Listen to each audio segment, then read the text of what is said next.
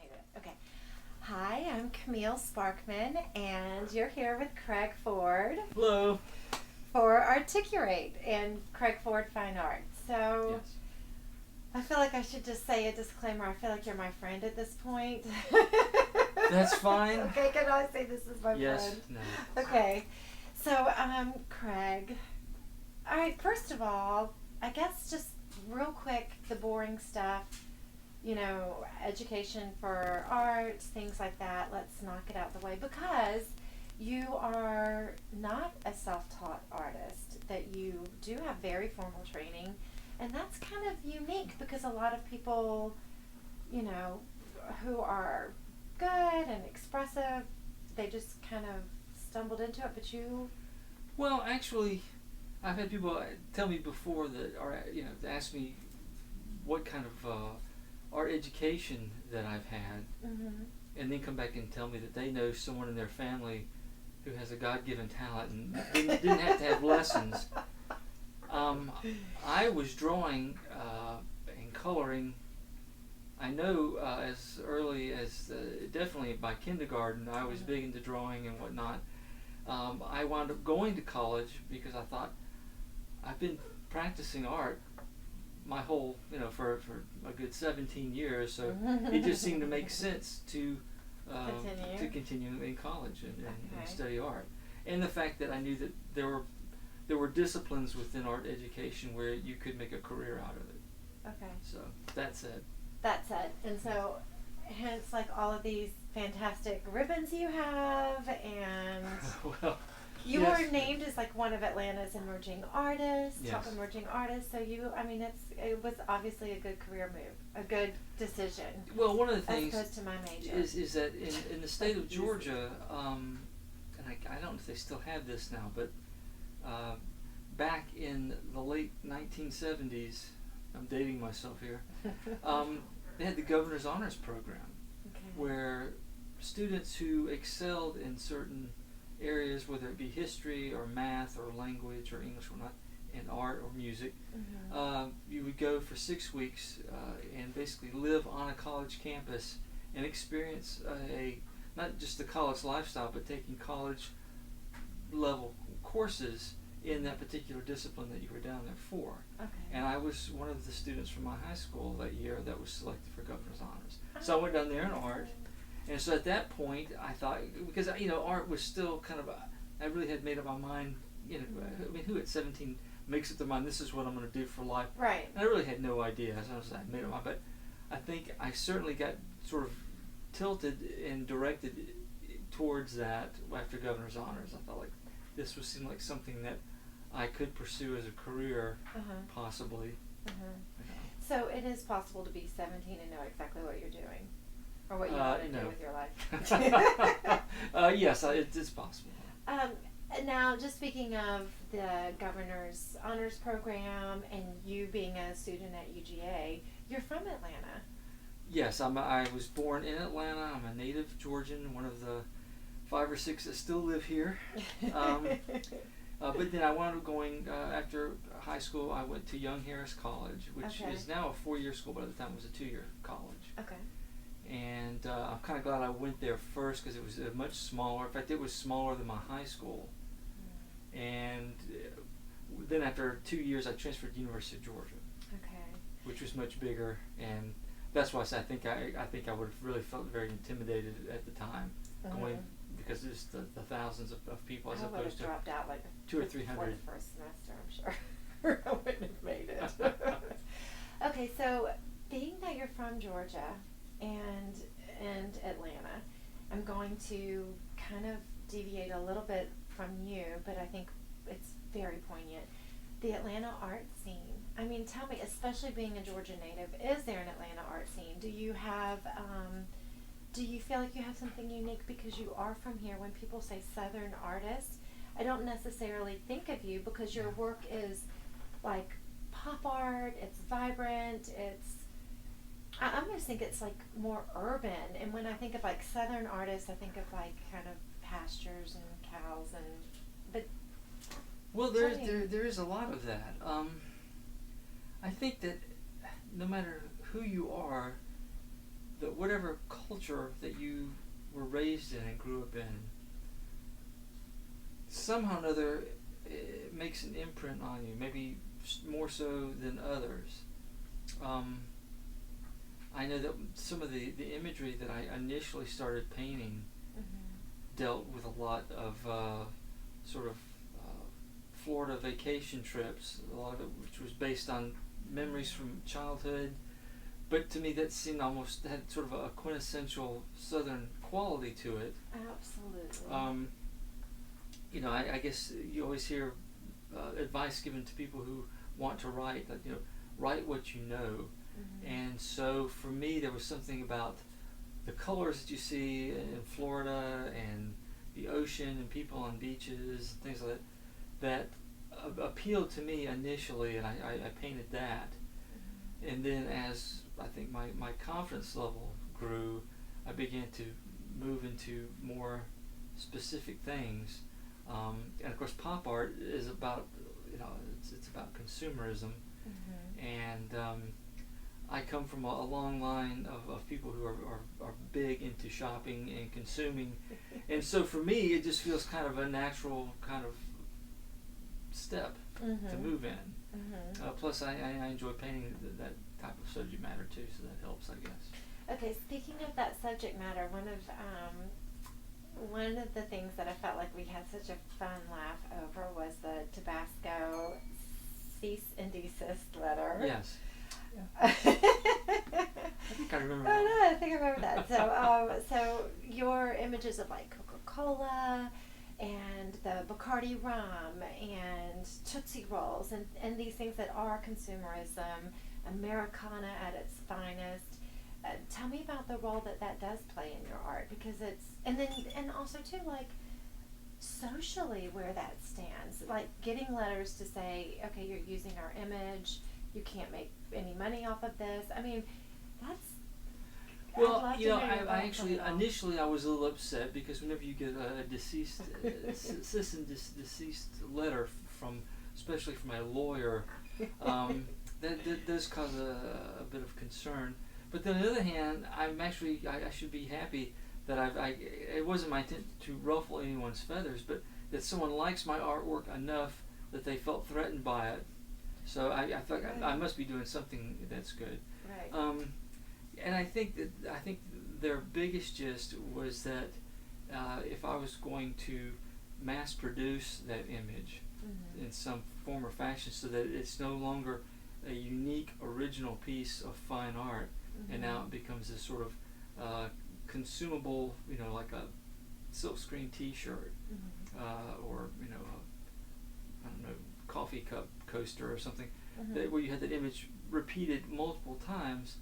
Then I can see where they might feel that, well, we require some sort of identification or acknowledgement, either financially and or some sort of legal trademark requirements that you're going to have to meet to do that, and you're going to require our permission, so forth and so on. But I think that with what I think art historians refer to as the postmodern art period, which actually started with pop art. Right. When after the abstract expressionists broke all form down to where it was just brush strokes and paint splatters, and then all of a sudden you had representational imagery such as Campbell soup cans or comic book strips, or someone doing a sculpture that looks like a can of beer, and that began to come back into play. It was like, well, that was really kind of where modern art had been taken to, had gone as far as it could go. So now we're coming back and doing a different treatment with items that are found in everyday life. And of course, all I did with pop art was taking these low forms of art that some graphic artist or illustrator had to create, that people don't really consider of much value, but then they elevate it to the status of a fine art.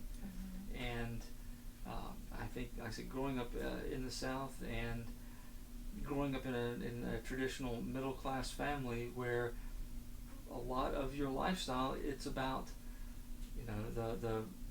the name brand jeans that you wear, or what kind of automobile do you drive? What brand of peanut butter do you buy? What bottle of ketchup do you buy? Right, and so right. you have all these things, and so growing up in that, I think that's sort of my personal psychotherapy of having to deal, how to unburden myself maybe with all of that was forced at me, and it comes. I think it's coming out in my paintings at the moment. Yeah, I mean, that is such a neat. So taking that into even like a bigger context, when people get your work and they have the kind of like the surrealism and the intense colors, and it is a Coke can. Mm-hmm. I mean, what do you want them to see? Is it just, I mean, is there something that? Well, I guess I guess on a superficial level, it's great if it can add to the space of the room, or can decorate the room, or tie things together, or whatnot. Mm-hmm. I think for me, it's just to kind of create an awareness of our time as we exist right now. Mm-hmm. I think I hear other artists talk about how they want to communicate. They have a message or whatnot. Sometimes I will paint things, and there is definitely a conceptual message that's in it. But most of the pop art that I'm doing, it's almost like I'm just documenting, mm-hmm. Cultural artifacts, if you will. Mm-hmm. I always think about that scene from the movie Raiders of the Lost Ark, where Indiana Jones is sitting there with the French, his arch rival, who's a French archaeologist. And they talk about taking this $5 pocket watch, and they bury it in the sand, and someone digs it up in 3,000 years, and it's now a priceless object. And so I think, I don't know, that a painting of a Polaroid camera, or a painting mm-hmm. of a can of Coke or whatnot, that you're kind of elevating this sort of disposable consumerism that we have, mm-hmm. and it's kind of creating an awareness, hopefully for the good. Maybe it makes people aware of what they're buying and whatnot, and maybe they should make better choices. Maybe they should think of, I don't know if they want to think of the environment or whatnot, or maybe they just want something that they like the bright colors, and realize that you can put something with some color in it in a room, that it's not going to freak everybody out, and it's not that it will actually work, right. In their space. Right. So that's. Okay, so what do you like to see as an artist? Like, what exhibits do you go to? What inspires you? What makes you go to another level? And just... Well, whenever I have a chance to go see one of the artists that I either studied in an art history class from mm-hmm. college, or I've seen an article on them in like an art forum or Art in America publication, mm-hmm. and they've got something that's coming to the High Museum. I want to go see that. I mean, there's Jean-Michel Basquiat. Oh, yeah. I would love to go see his art. I've seen some of it, but I haven't mm-hmm. seen the retrospective that is currently on.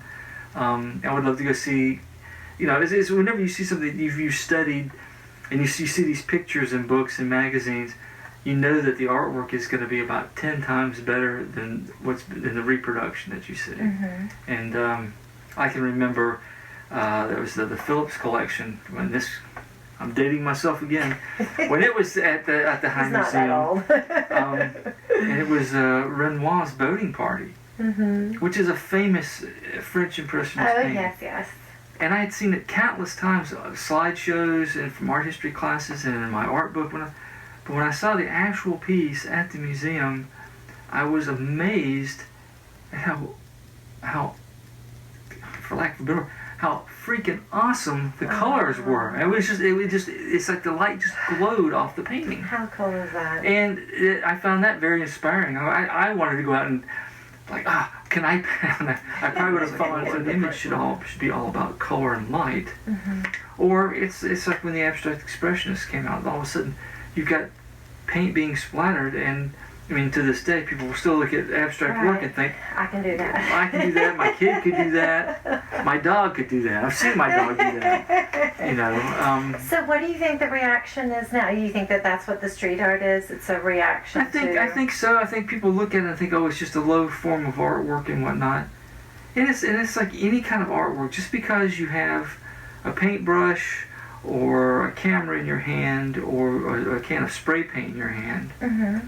Just because you've got one of these tools to create something, or to make an image, or to make a mark on something, doesn't mean that it's going to be art. Mm-hmm. You know, you can give 100 people a pencil and say draw something, and maybe one or two of them will come up with something like, wow, that looks really nice. So what is art then? It's a man's name. To paraphrase Andy Warhol, I think art. How can I express this here? I think art is a creative expression. Okay. It can be something, whether it's a drawing or a rendering on a two-dimensional surface, Mm-hmm. or something that's sculptural. It can also be part of, I think it's part of the human expression, because it's not just about visual art, but it can be art, you know, the written word, coming up with something original. Mm-hmm. I mean, I guess that's really, it's all about originality. Mm-hmm. Because if you do come up with music, I mean, sometimes I think I'm in a past life, maybe I was a musician, because I love music so much, of all different types. Yeah. So art, I think, it's about creativity and originality as much as possible. Do you think someone has to get it for it to be art? Like, could it be? Well, you know, you got folk artists. I mean, Right. Georgia, I guess one of the most famous Georgia folk artists, Howard Finster. He never had an art lesson. He claims to have felt moved by the Spirit, and he was incredibly prolific. Mm-hmm. And he had such a unique style. Whether his style is something that you would say, oh, I really like the way that looks, but just by the sheer quantity and consistency that he did, you can't deny that there was some creativity and that there's something that was going on there. I'm not a big fan of a lot of folk art, but I can certainly appreciate, Mm-hmm. you know, the creativity and and like I said, the dexterity to want to stick with something over a period of time, and just you know, in Howard Finster's, just as an example, just the amount, just the sheer volume of work that he produced. Mm-hmm. I mean, I wish I could do, you know, 1/100th of what he had produced. Your wife you would know. not like that. She would not Well, I'd want be to live painting in Paradise Garden. yeah, I was gonna say the walls, the bookcases, the pets. You know. Have you ever not gotten an artist that was widely received? Well received, everyone liked them, and you're just like, I'm not buying it. Have I ever met someone that was? Or just have you ever experienced that? Have you ever gone into? Oh yeah. Yes. And you want to share any names or no? Well, no, but I mean, there have been some of the bigger name galleries that I've sent work to, and Mm-hmm. I was either told that, well, we're not accepting any new artists, Mm-hmm. or they've wished me the best of luck in the future, but they didn't feel that my style Mm-hmm. or my subject matter was in keeping with what they were doing. Mm-hmm. You know, and of course, when it comes to like juried art shows, Mm-hmm. it just depends what that judge is looking for. I've had artwork that I submitted and didn't think, like, I thought, well, I'm going to submit it, but had very low hopes, and then it got in, and then I win, you know, like an honorable mention ribbon for it. Right. And then I've had other pieces that I've entered into into the same show, maybe 3 or 4 times, but each show they had a different judge. Mm-hmm. So at one point, one of the judges did like the piece and let it in. But have you ever gone in and had